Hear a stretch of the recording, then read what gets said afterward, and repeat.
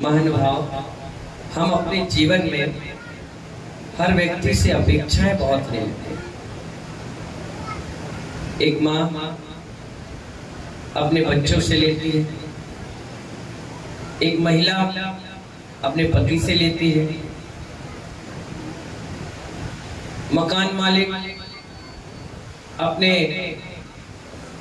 Rent पर भरोसा रखता है, जॉब वाला कंपनी पे भरोसा रखता है, कोई किसी पर अपेक्षाएं रखते हैं। और आचार्य भगवान कहते हैं अंतहीन अपेक्षाएं। बसंत जी, अंतहीन का मतलब इस अपेक्षाओं का कोई अंत नहीं है। अगर कोई प्रेमी और प्रेमिका होते हैं, किसी ने गुलाब दे दिया, प्रेम से दो बोल दिए तो कोई बात नहीं है। और अगर टाइम से प्रेमी नहीं पहुंचा, समय पर गिफ्ट नहीं दिया, जन्मदिन भूल गया, एनिवर्सरी भूल गया, या कभी कोई पार्टी नहीं दे पाया, तो बस वो मुंह फुला के घूमेगा, वो ब्रेकअप कहेगा, वो कहीं भाग जाएगा, कहीं दाढ़ी बढ़ा करके रोमियो की तरह घूमेगा, लड़की पागलों तक खाना नहीं खाएंगी। ये अंतहीन अपेक्षाएं हैं, कोई इसमें रीजन नहीं है। क्योंकि लोग यही कहते हैं हमको तुमसे बहुत उम्मीद थी, और दूसरी बात कहते हैं हमको तुमसे ऐसी उम्मीद नहीं थी।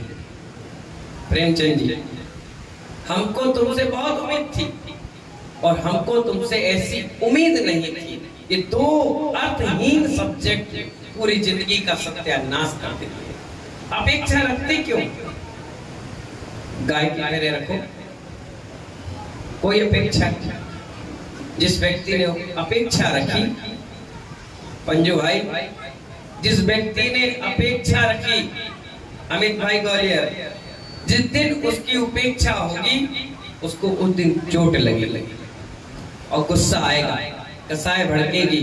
यहाँ तक कि अपेक्षा की उपेक्षा जब होती है तो आदमी मेंटली डिस्टर्ब हो जाता है और आत्मदाह कर देता है, सुसाइड कर लेता है। आचार्य कहते हैं लोग लॉटरी का टिकट ले लेते हैं और अपेक्षा लगाए रखते हैं कि शाम की खुल जाएगी, और अगर शाम की नहीं खुली नीरू भाई तो क्या कहते हैं, अरे मेरी किस्मत ही फूटी।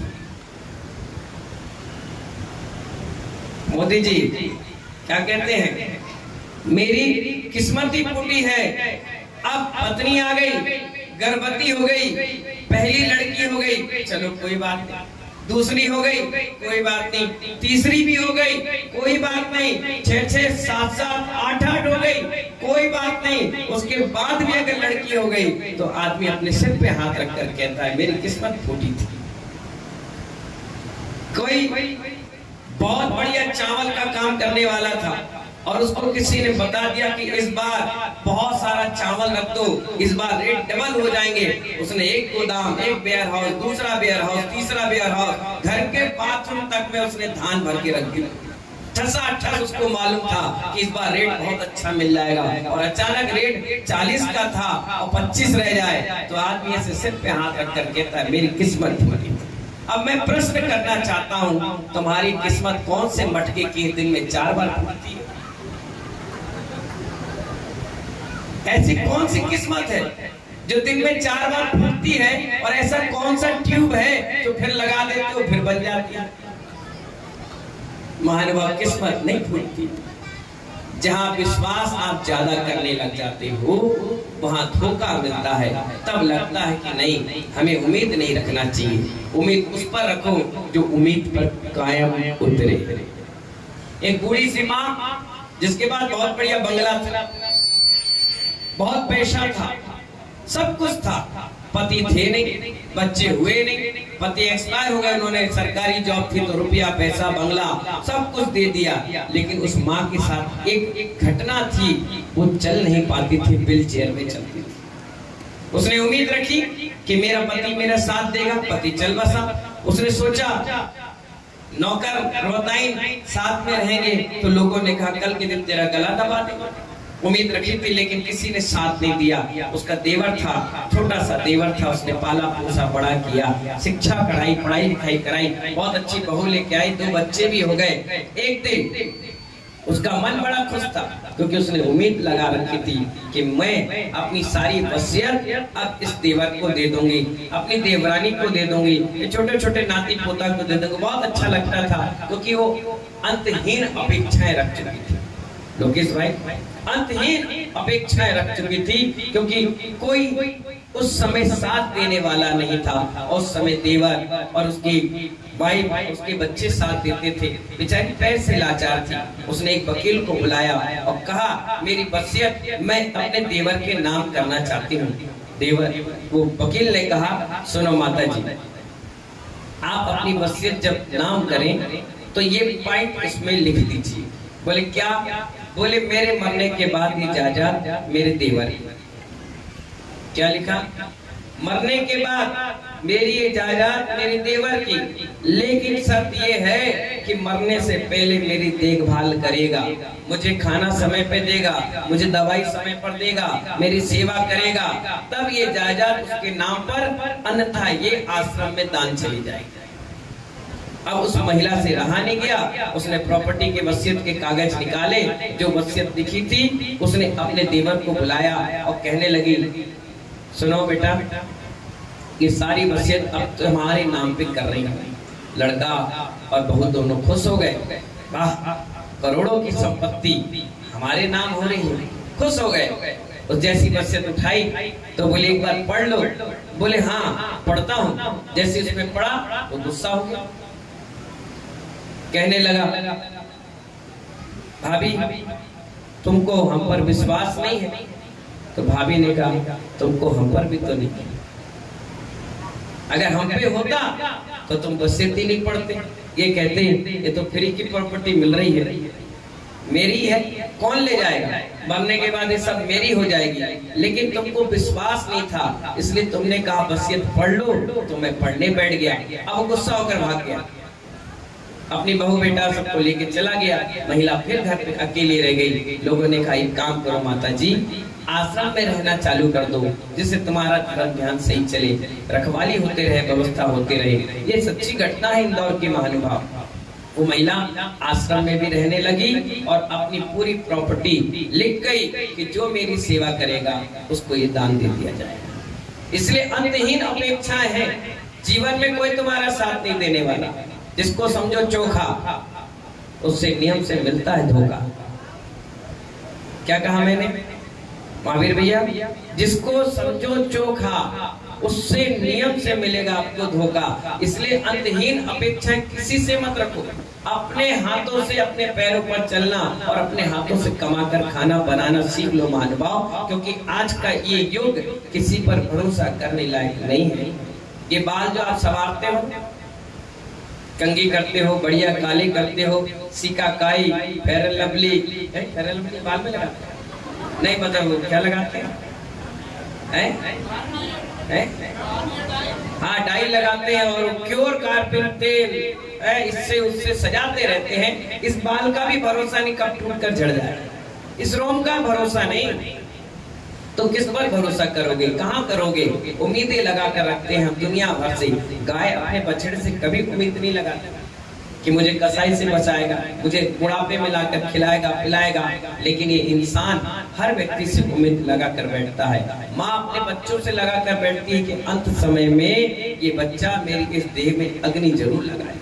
कई दिनों तक लाश बर्फ में रखी जाती है, फ्रिज में रखी जाती है। इसलिए रखी जाती है कि इस लड़की से देह को ये अग्नि से दाह संस्कार करेगा। इतनी उम्मीद हर माँ बाप अपने बच्चों पर रखते हैं। लेकिन आज के आचार्य कहते हैं कि अंतहीन अपेक्षाएं हैं। इस अंतहीन अपेक्षाओं का कोई अंत नहीं है। जहाँ अपेक्षा रखोगे वहाँ उपेक्षा होगी, और जहाँ उपेक्षा होगी वहीं आपको दर्द होगा, दुख होगा, पीड़ा होगी।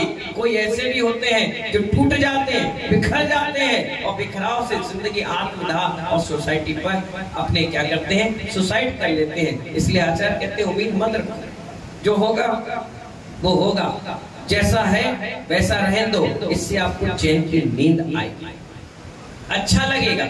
अतीत को मत भूलो, वर्तमान में जियो, बढ़िया आनंद से दीजिए और कोई तुम्हें परेशानी नहीं। आराम से भोजन करिए, भगवान का भजन करिए और इतना जिंदगी में आपके पुण्य है कि 2 वक्त की रोटी आपको आराम से मिल जाए। किसी से मांगना नहीं पड़ेगा, किसी से कहना नहीं पड़ेगा। आचार्य कहते हैं जिंदगी का ये रुख थोड़ा सा चेंज कर लीजिए, अंतहीन अपेक्षाओं को खत्म कर दीजिए, मांगना उम्मीदें किसी से मत रखो। कई बार ऐसी स्थिति बनती है। एक बार बहुत अच्छी घटना आपको बता रहे हैं। चौके में नई मेरी दीक्षा हुई और मैं बीना में चौके चतुर्मास कर रहा था।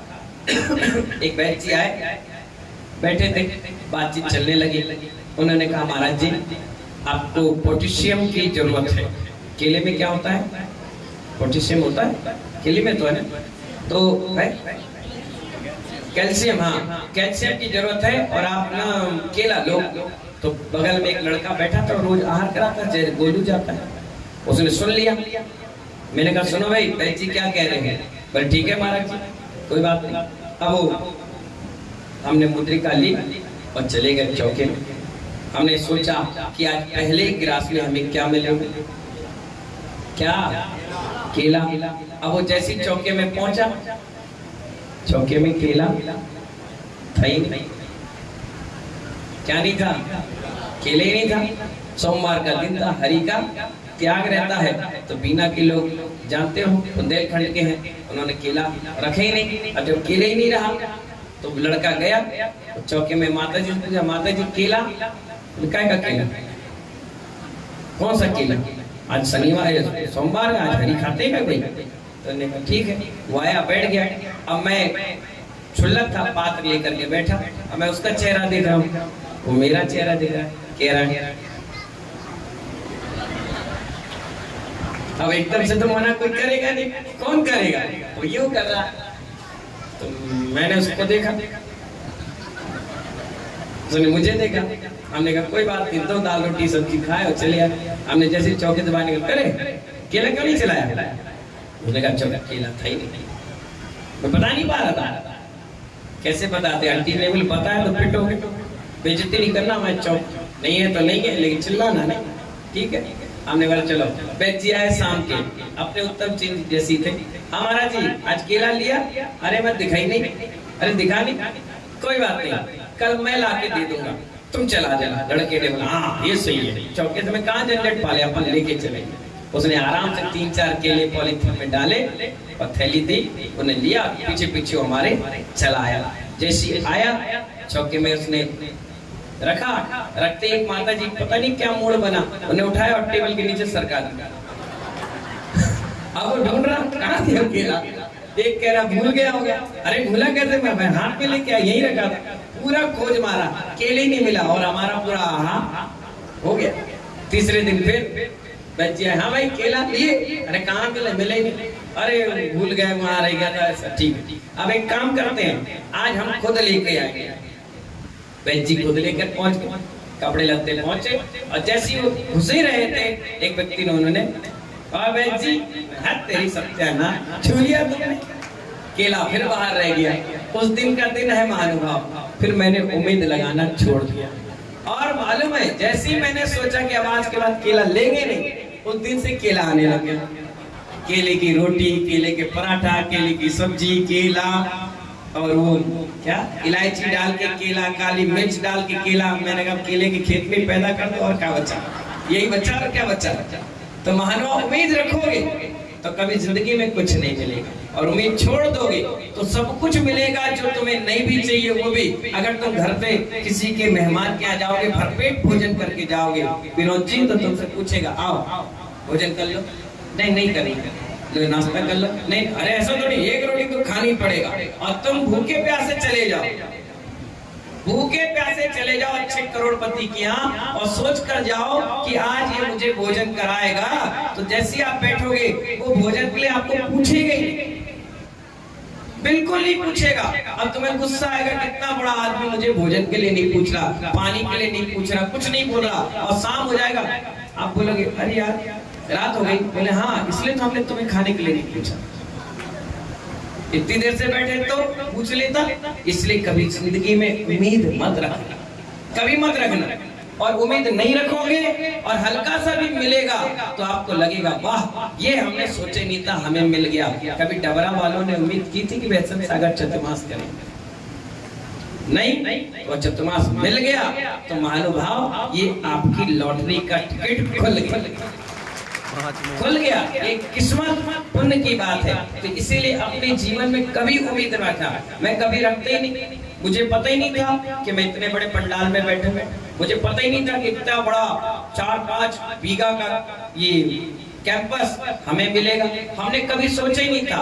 पूछ लो किसी कमेटी से, मैं कभी देखने भी नहीं भेजा, किसी से पूछा भी नहीं, कुछ नहीं, चुपचाप आकर बैठ गया। क्योंकि मैं बार बार कहता हूँ वैष्णव सागर जी महाराज किस्मत के मारे नहीं, किस्मत के धनी।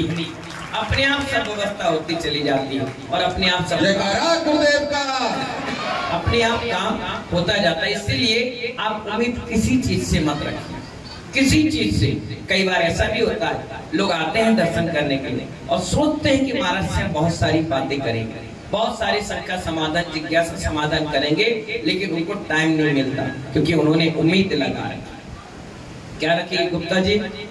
उम्मीद लगा रखी थी और उम्मीद लगा कर नहीं आए, अचानक सहज भाव से आ गए तो चलो दर्शन ही कर लेंगे। और 1 घंटा मेरे पास अकेले बैठे रहे तो मेरे पैर पकड़ के बोले महाराज आज हमारी किस्मत बहुत अच्छी है।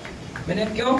अरे आज आप अकेले मिल गए, 1 घंटा बतियाएंगे हम। मैंने बतिया लो, कोई बात नहीं। उम्मीद लगा के आए थे तो धक्के खा रहे थे और उम्मीद ना लगा के आए तो चरणों में डले पड़े थे। इसलिए अपने जीवन में आज का सबसे अच्छा सूत्र है कि उम्मीद मत लगाओ। कभी ये मत सोचो कि 100 नंबर मेरे पेपर में आएंगे, ये सोचो कि मैं पास हो जाऊंगा। और पास होते ही आपने अपना रिजल्ट देखा 95%, 92%, 85%, आपको अंदर से आत्मविश्वास जाग जाएगा। मैं सिर्फ पास सोच रहा था और मुझे इतने % मिल गए और तुमने सोचा नहीं 90% मिलेगा, उम्मीद रखी थी और आ गए 85, तो मन में ग्लानि आएगी, बेकार है पढ़ाई, लोगों ने अपने अपने को पास कर दिया, मैं रह गया। अंदर से क्या होगा? गिल्टी फील होगा। इसलिए उम्मीद मत रखो। चौका लगा और मुनिराज आ गए, बहुत अच्छी बात है। नहीं आए तो ये मत उम्मीद रखो कि आएंगे। आप ये सोचो कोई बात नहीं, हमने अपने लिए बनाया था, आज शुद्ध खाएंगे। उम्मीद रखोगे तो दर्द देगा, परिणाम खराब होंगे दिनेश वकील साहब। और उम्मीद नहीं रखोगे तो कोई प्रॉब्लम नहीं होगी। केस लेते ही दिनेश जी आप सोचते हो मैं जीत जाऊंगा, उम्मीद मत रखो जीत जाऊंगा, ये सोचो मैं हार जाऊंगा। और जैसे ही जीतोगे महानुभाव अपने आप काले ऊपर करके और देखा मैंने सोचा था हार जाऊंगा, मैं जीत गया। अपनी किस्मत पे नाच करोगे, वाह। फिर ये नहीं कहोगे मनीष भैया कि मेरी किस्मत फूटी है, ये कहोगे कि मेरी किस्मत सबसे अच्छी है। इसलिए महानुभाव अपेक्षाएं अंतहीन है। इन अपेक्षाओं की हमेशा उपेक्षा होती है। इस उपेक्षा से बचिए और अपनी गाड़ी आगे निकाल लीजिए। ऐसी मंगल भावनाओं के साथ सभी को आज संत डे का बहुत बहुत आशीर्वाद, मंगल परिणाम बनाएं, शुभ और शुद्ध में अपने जीवन जिए। ऐसी मंगल भावना के साथ जय बोले महावीर भगवान की।